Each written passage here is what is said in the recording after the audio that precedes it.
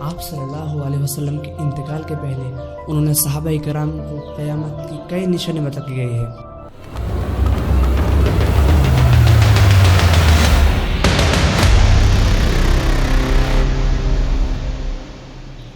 ایک دن آپ صلی اللہ علیہ وسلم صحابہ کرام کے سامنے کہتے ہیں کہ نشچت ٹائم میں تم سب لوگ آنے والے ٹائم میں ان سب لوگ کو دیکھ کے ان کا فالو کرو گے، اور پھر کہا کہ اگر وہ لوگ سانپ کے گوہا میں جاتا ہے تو تم سب لوگ بھی وہی کرو گے۔ لیکن یہ بات کس کو کہہ رہی ہے؟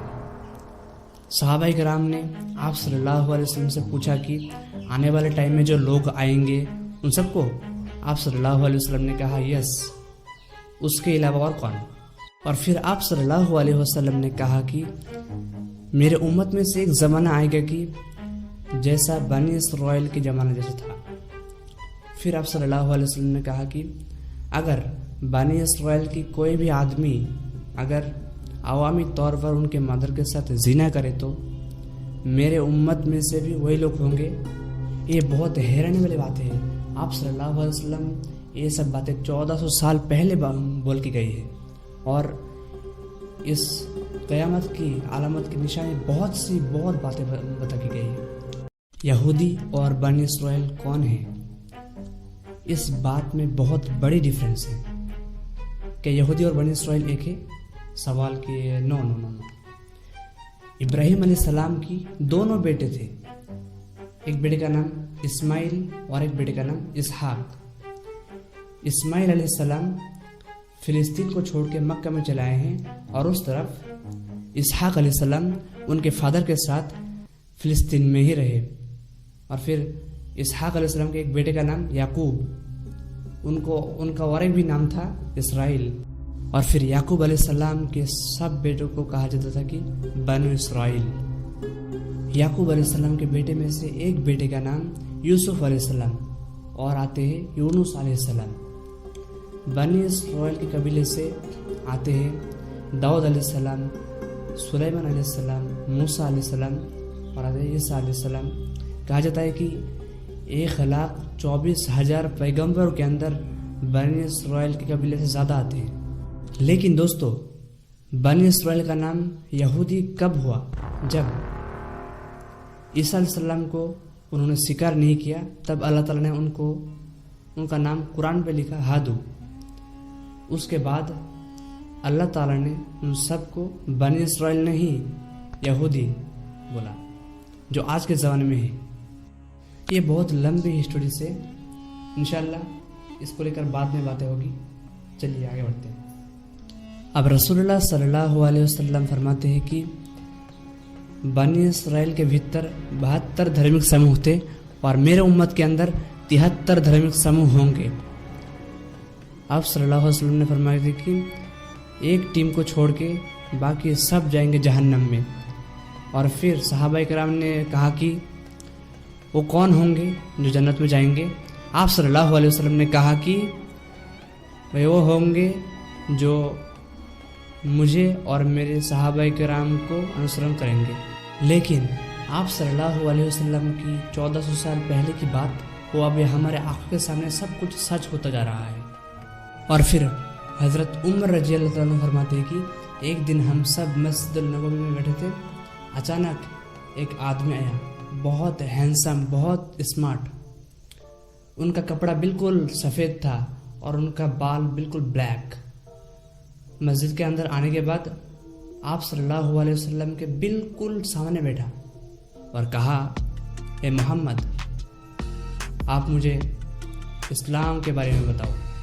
اور آپ صلی اللہ علیہ وسلم نے کہا کہ اللہ کے سوا کسی اور کو نہ ماننا، اور اللہ کے رسول نبی محمد کو ماننا، صلاۃ قائم کرنا، روزہ رکھنا، حج کرنا اور زکوٰۃ دینا، یہ رہا اسلام۔ پھر وہ آدمی کہتے ہیں کہ اے محمد، آپ مجھے ایمان کے بارے میں بتاؤ۔ آپ صلی اللہ علیہ وسلم نے کہا کہ اللہ کو یقین کرنا، ان کے فرشتوں کو یقین کرنا، اور ان کے کتابوں کو یقین کرنا، اور ان کے پیغمبروں کو یقین کرنا، اور ان کے آخرت کو یقین کرنا، اور تقدیر کو یقین کرنا۔ پھر جبرائیل امین نے کہا، اے محمد، آپ مجھے احسان کے بارے میں بتاؤ۔ پھر آپ صلی اللہ علیہ وسلم احسان کے بارے میں بتائے۔ پھر جبرائیل علیہ السلام نے کہا کہ اے محمد آپ مجھے قیامت کے بارے میں بتاؤ۔ پھر آپ صلی اللہ علیہ وسلم نے کہا کہ جتنا آپ کو ہی پتہ ہے اتنا مجھے ہی اتنا پتہ ہے، مطلب قیامت کب آئے گی اللہ کے سوا کسی کو بھی نہیں پتہ ہے۔